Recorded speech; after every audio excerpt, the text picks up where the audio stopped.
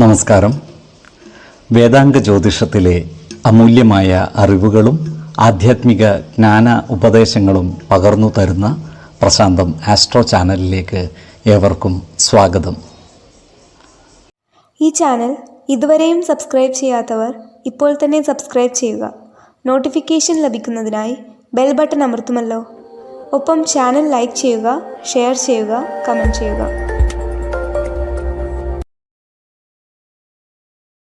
കൊല്ലവർഷം 1199 മിഥുന സംക്രമം ഉത്രം നക്ഷത്രത്തിലാണ്.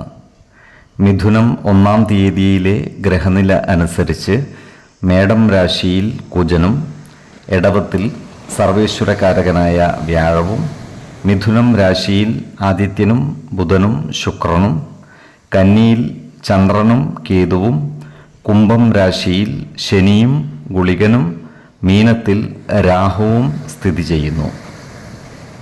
ചോതി നക്ഷത്രത്തിൽ ജനിച്ചവർക്ക് മിഥുനമാസം പൊതുവെ ഗുണഫലങ്ങൾ കൂടിയിരിക്കും. ഈ നക്ഷത്രക്കാർക്ക് കർമ്മരംഗത്ത് കാര്യങ്ങൾ അനുകൂലമാണ്. ക്രിയാത്മകമായ പ്രവർത്തനങ്ങളിലൂടെ സമൂഹ മനസ്സിൽ ഇടം നേടുവാൻ ഇവർക്ക് സാധിക്കുന്നതുമാണ്. സാമൂഹിക സാംസ്കാരിക രംഗത്ത് ശോഭിക്കുവാൻ ഇവർക്ക് കഴിയും.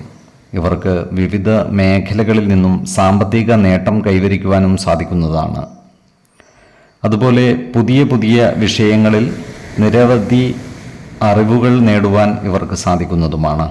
എന്നാൽ ഏറ്റെടുക്കുന്ന ചില പ്രവർത്തനങ്ങളിൽ അലസത കാണിക്കുവാനുള്ള സാധ്യതകൾ കാണുന്നുണ്ട്. അതിനാൽ അത്തരം സന്ദർഭങ്ങളിൽ ഊർജ്ജസ്വലത വീണ്ടെടുത്ത് ആത്മവിശ്വാസത്തോടെ മുന്നേറുവാൻ പരിശ്രമിക്കേണ്ടതുമാണ്.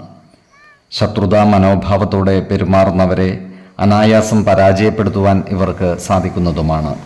അതുപോലെ അത്തരക്കാരെ തിരിച്ചറിഞ്ഞാൽ അവരുമായി നല്ല സൗഹൃദം നിലനിർത്തുവാൻ പരിശ്രമിക്കുകയും വേണം.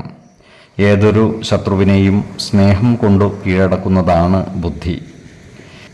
ഈ നക്ഷത്രക്കാർക്ക് പുതിയ ഭൂമി കൈവശം വന്നു ചേരുവാനുള്ള സാധ്യതകൾ കാണുന്നുണ്ട്. പുതിയതായി ഭൂമി വാങ്ങുന്നവർക്കും അനുകൂലമായ കാലമാണ്. എന്നാൽ വാങ്ങുന്ന ഭൂമിയുടെ നിയമസാധുതകൾ കൃത്യമായി മനസ്സിലാക്കേണ്ടതാണ്. വിശ്വാസികളായവർ ഭവന നിർമ്മാണത്തിനായി ഭൂമി വാങ്ങുമ്പോൾ വാസ്തു പരിശോധന കൂടി നടത്തി ഗുണദോഷ വിചിന്തനം നടത്തേണ്ടതുമാണ്. ആവശ്യമെങ്കിൽ ജ്യോതിഷ പ്രശ്നചിന്ത ചെയ്ത് ഭൂമിയുടെ ഈശ്വരാധീനം വിലയിരുത്തുന്നതും ഗുണകരമായിരിക്കും. ഈ നക്ഷത്രക്കാർ ആരോഗ്യകാര്യങ്ങളിൽ ഒരു പ്രത്യേക ശ്രദ്ധ പുലർത്തുന്നത് ഗുണകരമായിരിക്കും.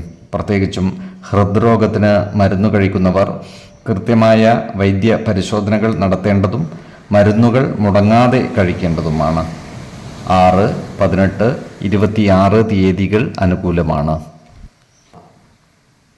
ഈ നക്ഷത്രക്കാർ ജനിച്ച സമയത്തെ അടിസ്ഥാനമാക്കിയുള്ള ജാതകത്തിലെ ലഗ്ന രാശിയുടെയും ലഗ്ന അധിപന്റെയും സ്ഥിതിയും ശുഭ പാപ ഭാവങ്ങളുടെ സ്ഥിതിയും ഓരോ രാശിയിലെയും ഗ്രഹങ്ങളുടെ സ്ഥിതിയും അനുസരിച്ച് ഇവരുടെ പൊതുഫലത്തിൽ ഏറ്റക്കുറച്ചിലുകൾ ഉണ്ടാകുവാനിടയുണ്ട്. കുടുംബ ദേവതകളെയും ഇഷ്ട ദേവതകളെയും ഉപാസിക്കുന്നത് ഇവർക്ക് ആയുരാരോഗ്യ സൗഖ്യമേകും.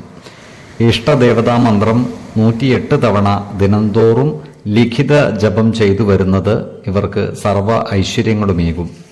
നല്ല വ്യക്തി സാധനകളോടെയും ഉപാസനകളോടെയും മുന്നേറിയാൽ സർവേശ്വരാനുഗ്രഹത്താൽ ഇവരുടെ സർവകാര്യങ്ങളും മംഗളകരമാകും.